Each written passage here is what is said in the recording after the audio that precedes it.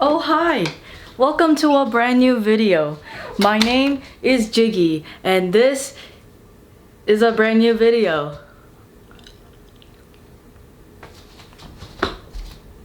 Say it with me! What's going on everybody? Welcome to a brand new video. As mentioned in the last video, as promised, this video is gonna be about healing and grieving, especially grieving the loss of a loved one. And before I get started, I also wanted to share the shirt that I'm wearing. Shout out to Visionary the Poet from Visionary the Brand. It says heal so your kids don't have to. If we don't take ownership and responsibility of our own healing, then it will affect others, the people in our lives right now, whether it's friendships, relationships, workplaces, and things like that, as well as the generations to come after us. So it's very important that we take ownership of our own healing and recovery. So this shirt, Visionary the Brand, this is not a sponsor. What do those influencers always say? This is not a paid ad. This is not a sponsored ad. I bought this, okay? I support my friends and I bought this. Go get yourself one too, okay? That's it. Let's go.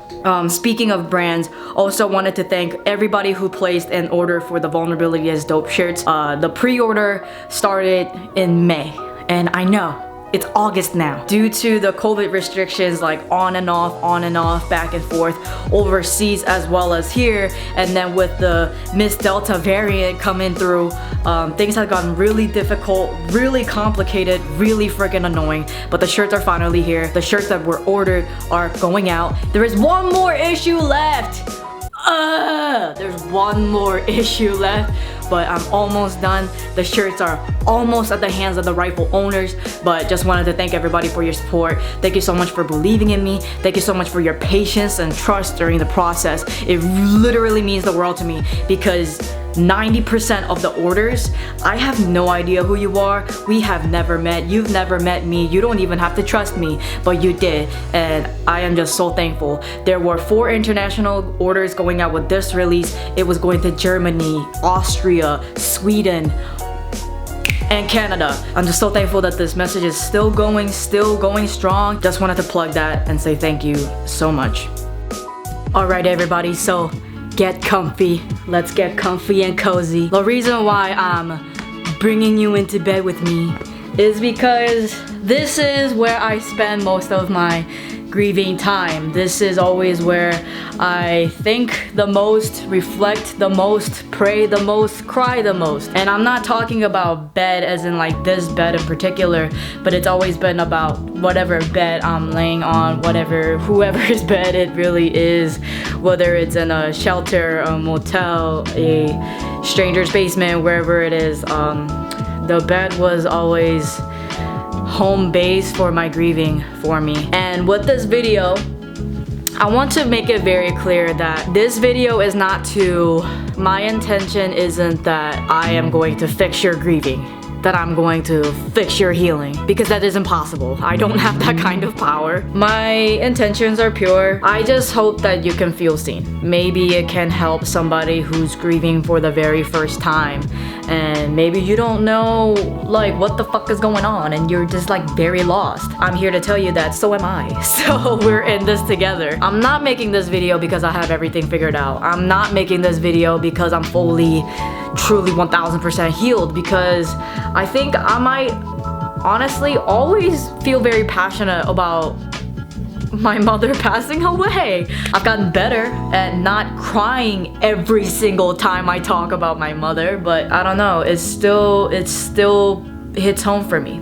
So maybe I'm just more so here to let you know and affirm you and reassure you that yeah, if you're grieving right now and it looks so directionless, it just feels so random, if you feel like you don't have really much control of what's going on inside of you, just wanted to let you know that you're not alone. Grieving is definitely not a linear experience. So with that said, I have 4 points. I think I have 4 points here. I wrote it down. I wanted to be very intentional. 1, 2, 3, 4. I will note that I already cried. Today. I was praying about this video because I was like, you know, God and Mom help me find the words. Help me reach the people that are supposed to reach, help the people that are supposed to help, and help me find the right words to say. Help me describe my emotions and all of these things. I'll be very impressed if I cry again, but at the same time, like, it's very on brand for me to start crying again. So we'll see what happens. So here we go. Okay. The first thing I will say about the grieving experience. Grieving can be a weird experience. Me personally, I don't think I followed the proper process of grieving, because even before mom passed away, I didn't properly heal and grieve from me losing my home to fire. I didn't properly go through the mental process of being diagnosed with type 1 diabetes, and I didn't really talk about my mom being diagnosed with cancer too much. And so when my mom passed away, it happened as to where I honestly thought that she would be cancer, so it caused a huge shock. And what I did was just go straight to work, go back to school, and just get to grinding. That's for me. That's what the experience was like for me. So for me, I don't know if it's true for you, but for me, the grieving experience has been very weird because nothing has been consistent. Nothing is, I couldn't like expect anything. My emotions were all over the place. I remember this one day after my mom passed away, and I was just hanging out with my friends, and I just started crying. We were just hanging out, and I just started crying. I remember walking around campus, and I would look at the sky, and I would start crying. And it really started to make sense to me when people talk about like, oh, I look at the sky and see you. And I really started to understand that experience. So yeah, grieving for me has been a very weird experience. I mean, I know that there's like grieving 101, step 1, 2, 3, 4, 5. But for me, I just feel like I've been going around in circles and cycles. I think it's definitely reaching a point now where it's getting better, but I can't say that it's been a linear experience. Again, I know I said it before. Again, it just hasn't been. I think that grieving can also be a lonely experience, even though I have been surrounded by very supportive friends and family, very kind strangers, totally acknowledging their support. Totally acknowledging it.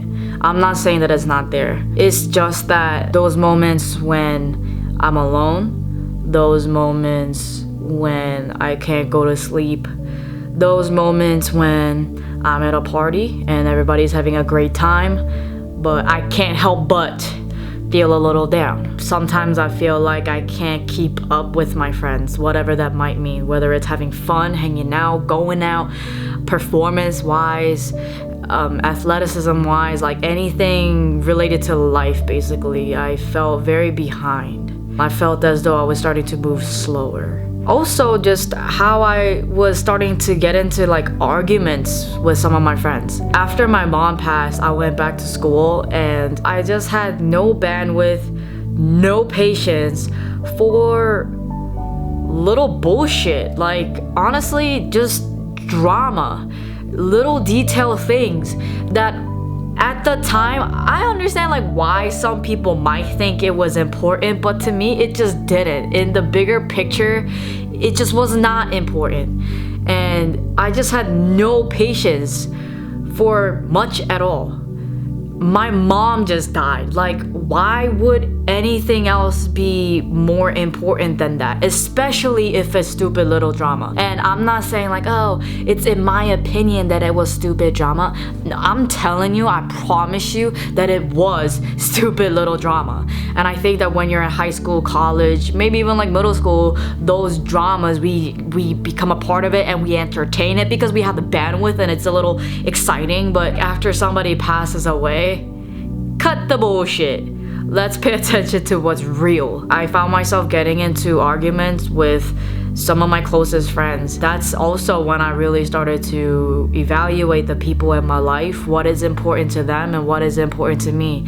Do our values align? And I know these are all things that I talk about now, but it's because these are things that I've had to explore way back in the day. Yeah, again, like that was the time when people just thought I was a bitch, because I wouldn't take shit, because I had no patience, because I was keeping it real, and I just had no time for little things. And yeah, again, that might be who I am now, but at the time, I think that I just had so much no patience that people really thought I was a bitch. Like, I would come off cold. I didn't even want to meet new people, introduce myself to new people. And the problem was that I was the president of a dance crew at the time.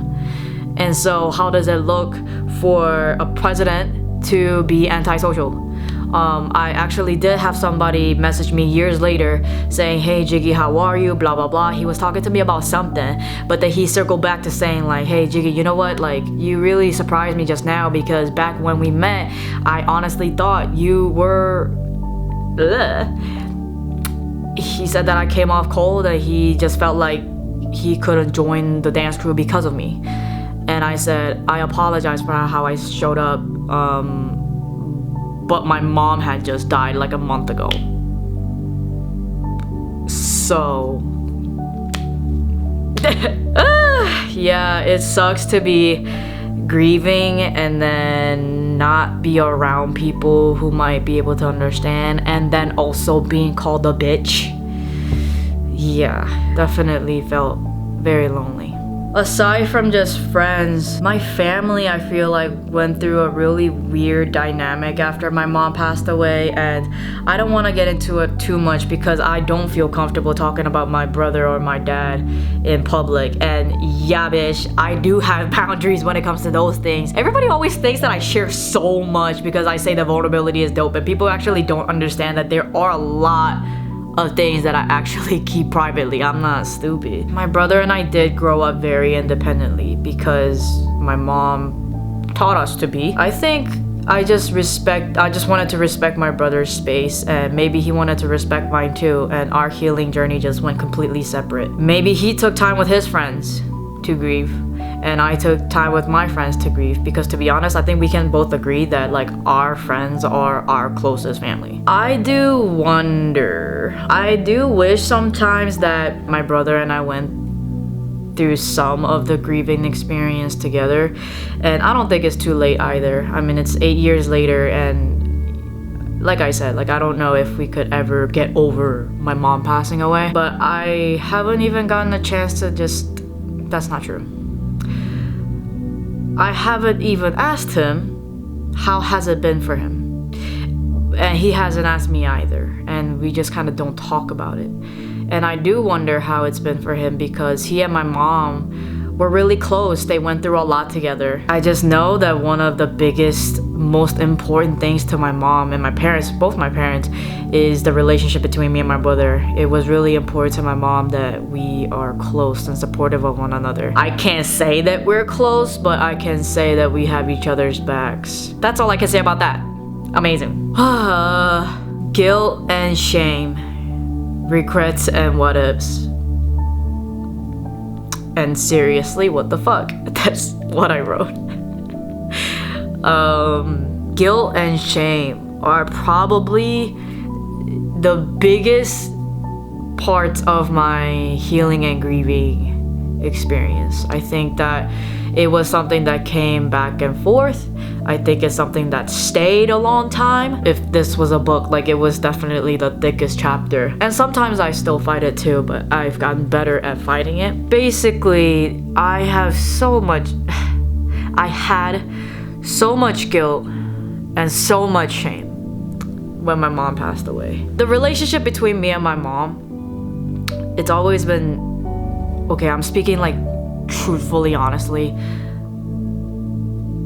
it was toxic. It was very toxic. So extremely toxic. There were so many times, guys, I have tried to jump out of a moving car that she was driving. There were other instances that just aren't okay.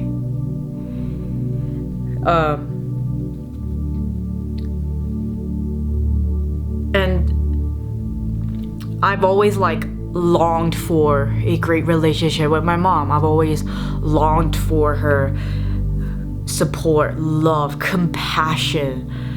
But so much of the pressure and expectation throughout my life was just always excellence, studying, A pluses, getting into good schools, like where's the scholarship, like all these things, and she just has such a hard time accepting me for who I am. And so much of my life I felt like I was constantly disappointing her. The thing is that our relationship, TLDR, our relationship was finally getting better right before she passed away. And it has a lot to do with church, me finding Christ and things like that, but it was finally getting better. How I know it was getting better? I did something that I never used to do. Junior year of college, after that summer, our best summer yet, I went back to school, and on a random day I called her to see how she was doing versus calling her because I needed something. I called her because I truly missed her. I wanted to see how she was doing. Honestly, it sounded like cancer was coming back because she was telling me that she was going back to the hospital and things like that. I called her because I missed her, and I have never done that. And this was junior year in college. And that 2-3 months later, she died. And so yeah, when she passed, I had a lot of questions for myself, my mom, my dad, my brother, and God. God was somebody I had so many freaking questions. Like, why now? Are you fucking kidding me? I should title this video, Are You Fucking Kidding Me? The grieving process. For majority of my life, I have more memories of me and my mom arguing than I do us getting along. And so when things are finally getting so much better, why? Why do you just take her away? Like, why? Why do I bust my ass for my mom in college and then she doesn't even get to watch me graduate? Like, so many things, so many freaking questions. If you see my first video, you know that there's a part of me that wanted to prove to my mom that I am capable of taking care of myself as well as taking care of her, that I am in a place where I can take care of her now. And so, like, why do you all of a sudden just make her go away? I just didn't understand that. But yeah, a lot of guilt and shame from those experiences, the regrets and what ifs. I feel as though I can constantly show up better for my mom, and I didn't. The self-forgiveness part. I used to talk a lot of shit to myself. I'd be like, Jiggy, you're such a piece of shit. Like, how the fuck dare you? You're selfish bitch. Like, you ain't shit. Like, fuck you. Like, you're trash. You didn't take care of mom as much as you could have. Not even close. You're so selfish. All you care about is yourself. Like, you did not contribute to helping take care of her. You fucking selfish bitch. And I hated, like, I would constantly look back and hate myself. And I talked to myself that way for like the first 3, 4, 5, 6 years. I hated myself for it. But the thing about it is that as I walked through this process, I had to be real with myself.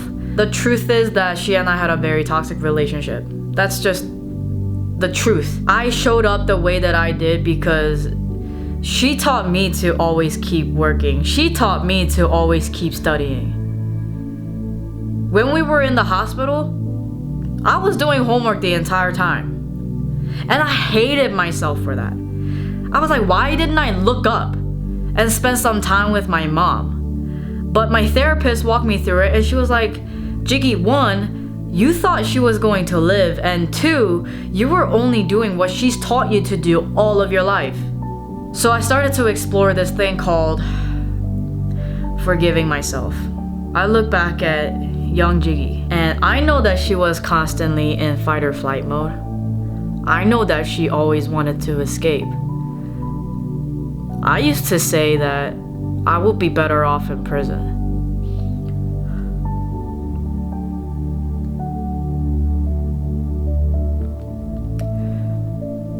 I was driven crazy, and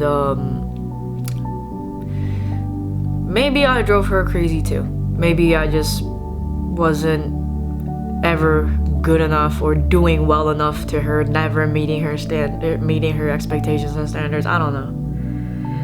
It seems like I'm constantly disappointing her, so.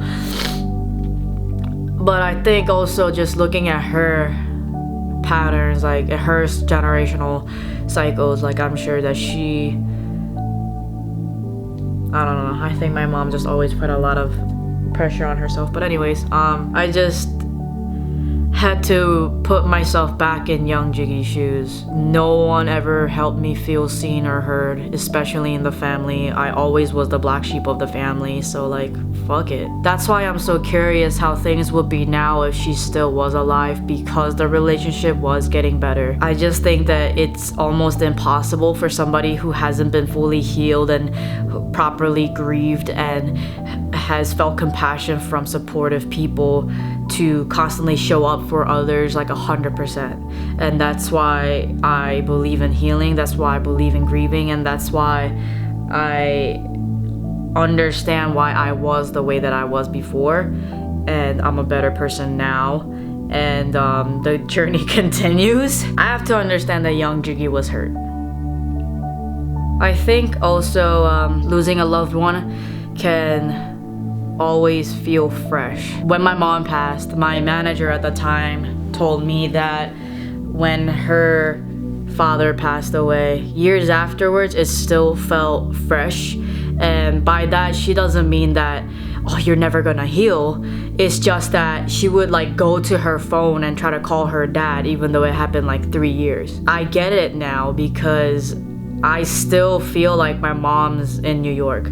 Like I still feel like if I just get on a plane and go to New York right now, that she'd be there. Like she'd be at a house somewhere. Like I still feel like my mom is in New York.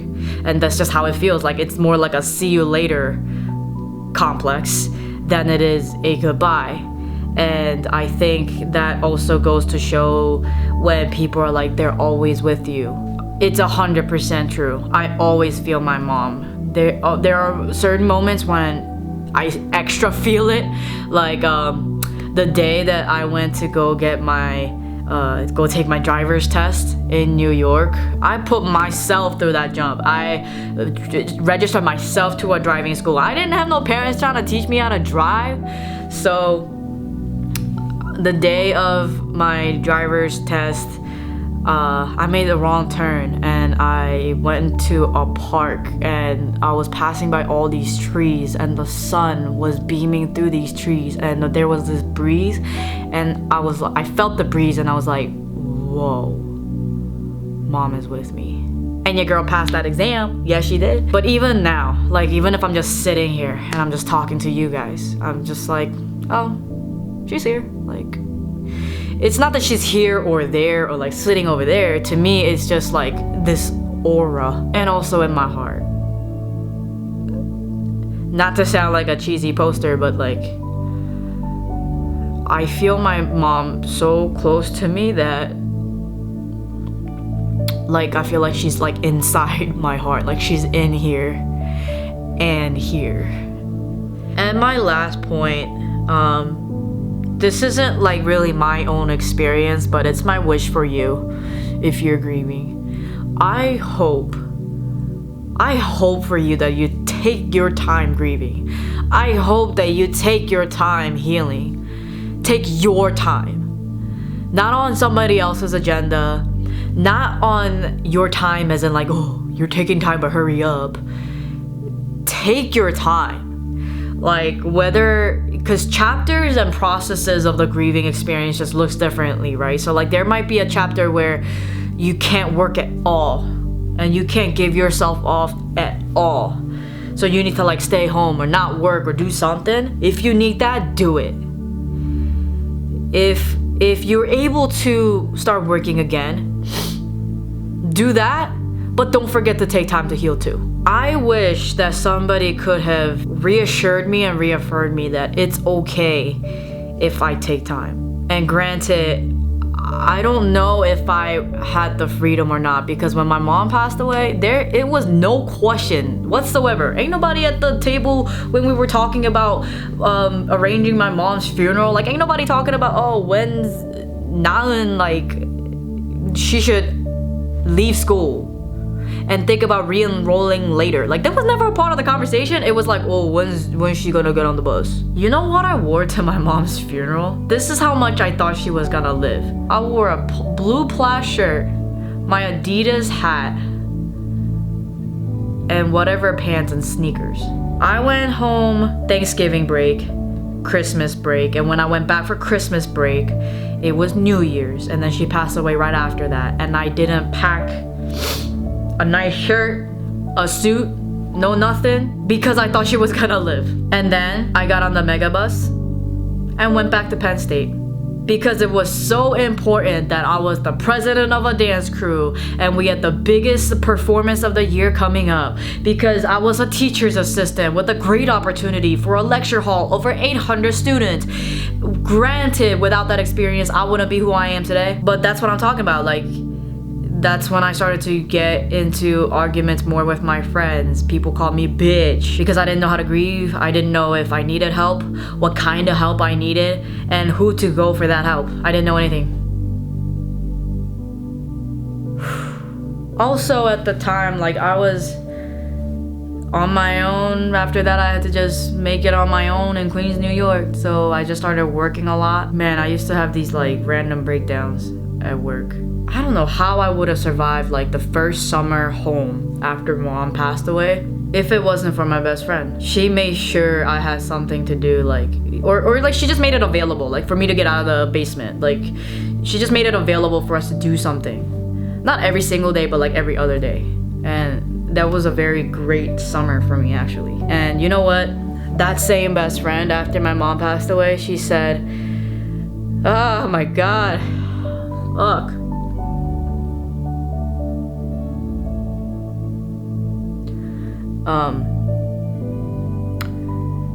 She said that the miracle wouldn't have been if my mom beat cancer and was to be alive. The miracle is that she and I were able to fix our relationship before she passed. She's right. I can't imagine even the further, bigger guilt and shame I would have felt if she passed away with our relationship being the way that it was. See this? 8 years later, baby. 8 years later. Still crying out here. I am so sorry I'm a mess. Actually, I don't have to sorry. I don't have to apologize to any of you. You can just skip. I know that I'm gonna have more videos talking more about different stories and other grieving experiences. This is a start. If you're watching and if this is your first time grieving after losing a loved one, or even if it's second, third, or fourth, like, it just doesn't get any easier. Maybe we get better at navigating it, but I don't think it gets easier. But nonetheless, I hope that you take the time that you need. I truly wish for you and pray for you that eventually one day you will find complete peace with what was and what is and what will be. I think this is the most important time to stay your authentic self. And if you need extra boundaries at this time, that's okay. You don't need to answer every single text, call. You don't need to talk to anybody for all that matter. But I mean, like, don't separate yourself into a dark space if you need social space. Like, those are two different things. Like, I'm not telling you to like go down a dark hole. That's not what I'm saying. What I'm saying is, like, it's okay to create social boundaries. Be very mindful of the conversations that you indulge in, because this is such a vulnerable time. We don't want to be filling our headspace with bullshit, like nonsense, like stupid drama. So whoever you are, I am praying for you, and I just know that there will be better days ahead. Some days are gonna fucking suck, and I'm not sorry to say that. Like, I just hope you know, like, if you do have a sucky day, bro, I get it. I'm here with you. Some days are gonna be really tough, but also some days are going to be really great. And whatever your faith is, know that the person who passed is with you. They're looking after you. They're at complete peace too. They're so happy. They're just so well taken care of right now. They're so healthy, so happy, so at peace, just enjoying their peace and rest. It's their time to rest, and they're just so proud of you. Not just because of life accomplishments, but because we push through every single freaking day. And even if it sucks, we're still freaking doing it, aren't we? I'll be praying for you, whoever is watching this. I hope that God blesses this video and the person who's watching, and however this lands, I hope it helps them. I hope it reaches the right people, and if it's not them, I hope they share the video so that it can reach the right person, and whoever feels pulled to, they can DM me, contact me, however I can pray for them, I will.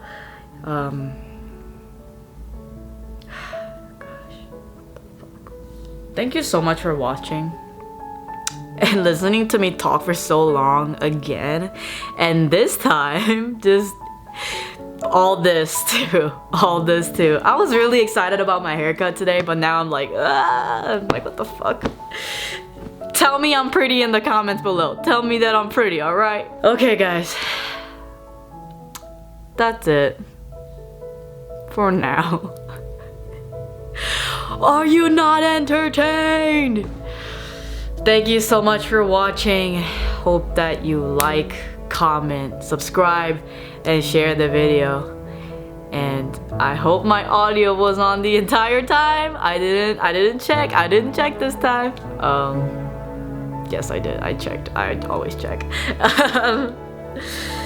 Yeah. Thank you as always, and I will see you next time.